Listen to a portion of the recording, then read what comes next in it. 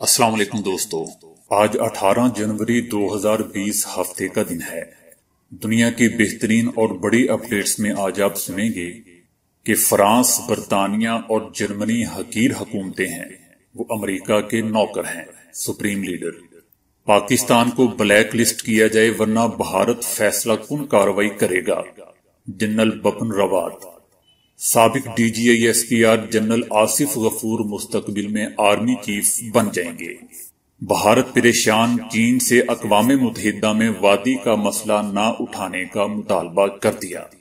ایران کی امریکی فوج پر ایک بار پھر خوفناک میزائلوں کی بارش، متعدد فوجی زخمی۔ ایران اس سال کے آخر میں جوہری بم بنا سکتا ہے، اسرائیلی واویلا۔ بنگلور میں خواتین کی جانب سے ایک اور احتجاجی مظاہرہ، مودی سرکار کو اقلیتوں کا قاتل قرار دے دیا۔ مودی حکومت عنقریب وزیر اعظم عمران خان کو بھارت مدعو کرنے والی ہے۔ آسٹریلیا کے جنگلات میں لگی آگ سے دریا کا پانی آلودہ اور بڑی تعداد میں مچھلیوں کی ہلاکتیں۔ بھارتی ریاست کیرالہ کے بعد پنجاب میں بھی متنازع شہریت بل کی مخالفت کر دی۔ محمد حفیظ نے ہر طرح کی کرکٹ کو خیر بات کہنے کا اعلان کر دیا۔ تو آئیے چلتے ہیں اب خبروں کی ڈیٹیل کی طرف، لیکن اس سے پہلے اگر ہو سکے تو چینل کو لائک اور سبسکرائب ضرور کیجیے گا، شکریہ۔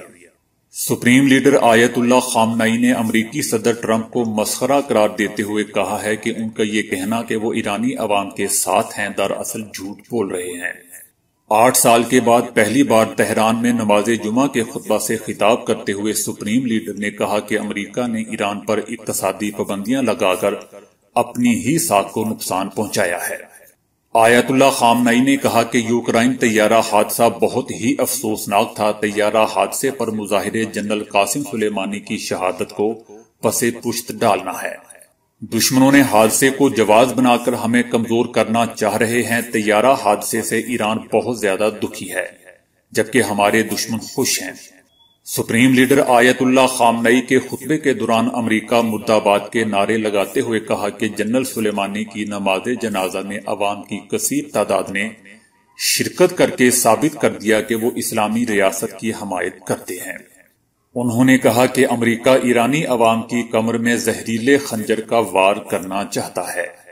ایرانی عوام ان کی چالاکیوں سے باخبر ہیں۔ امریکہ نے ایرانی فوج کے ایک ایسے کمانڈر کو مارا ہے جو عراق میں داعش سے لڑ رہا تھا۔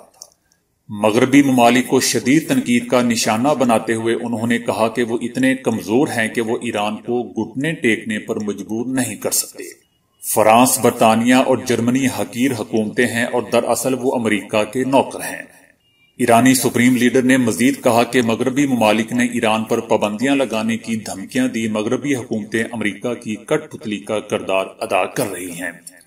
انہوں نے کہا کہ ہمارے تیل کے ذخائر کو نشانہ بنانے کی دھمکیاں دی جا رہی ہیں، تاہم انہوں نے کہا کہ ایران جوہری معاہدے کے معاملے پر بات کرنے کے لیے تیار ہے، لیکن یہ بات چیت امریکہ سے نہیں ہو سکتی۔ امریکہ پر بھروسہ نہیں کیا جا سکتا۔ آیت اللہ خامنئی نے خبردار کیا کہ امریکہ نے اگر ایرانی جوہری تنصیبات پر حملہ کیا تو اسے 10 گنا زیادہ نقصان اٹھانا پڑے گا۔ امریکہ نے اپنی دہشت گرد فطرت کا مظاہرہ کیا، لیکن ایران نے بدتمیز ریاست کے منہ پر تماچا مار کر انہیں واضح کر دیا کہ خدا ہماری مدد کرتا ہے۔ جنرل سلیمانی کی ہلاکت کے بعد مشرق وسطی میں حالات انتہائی کشیدہ ہیں، کیونکہ ایران خطے میں امریکی تنصیبات پر حملے پہ حملہ کر رہا ہے۔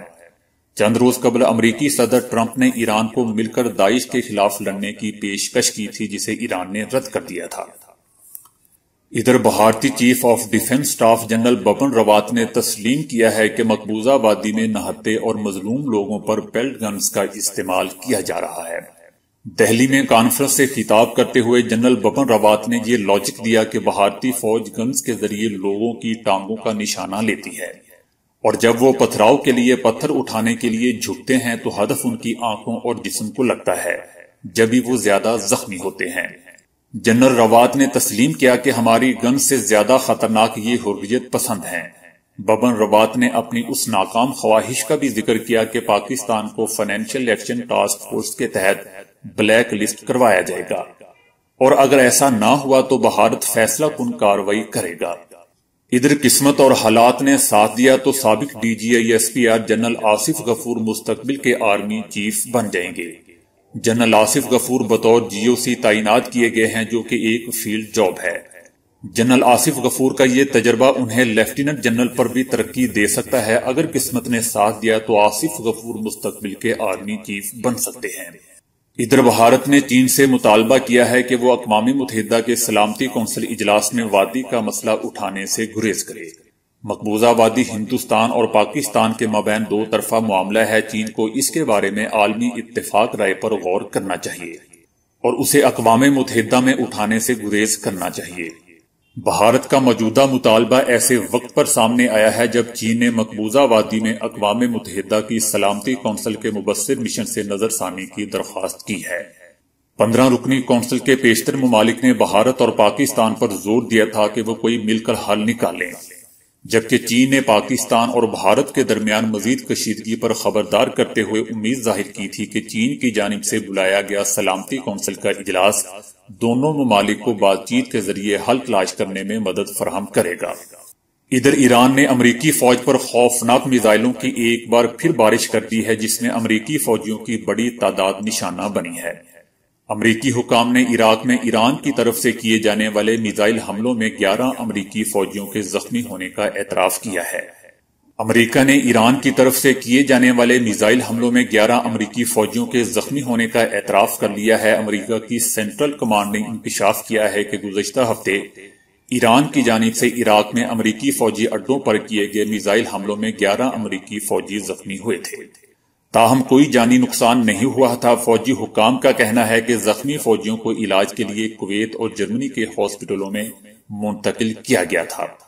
سینٹرل کمانڈ کے ترجمان نے بتایا کہ کئی فوجیوں کو ابھی طبی امداد دی جا رہی ہے۔ حملے کے وقت ایئر بیس پر موجود 1500 امریکی فوجیوں میں سے اکثر کو اعلی حکام کی جانب سے حملے کی قبل از وقت اطلاع موصول ہونے پر ٹرکوں میں سوار کر کے بنکر میں پہنچا دیا گیا تھا۔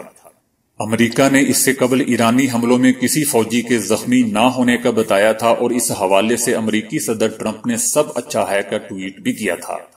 ایرانی حکام نے دعویٰ کیا تھا کہ امریکی فوجی اڈوں پر میزائل حملوں میں 80 فوجی ہلاک ہوئے ہیں، تاہم امریکہ نے اس دعوے کی بھی تردید کر دی تھی اور کہا تھا کہ حملوں میں کوئی فوجی ہلاک یا زخمی نہیں ہوا۔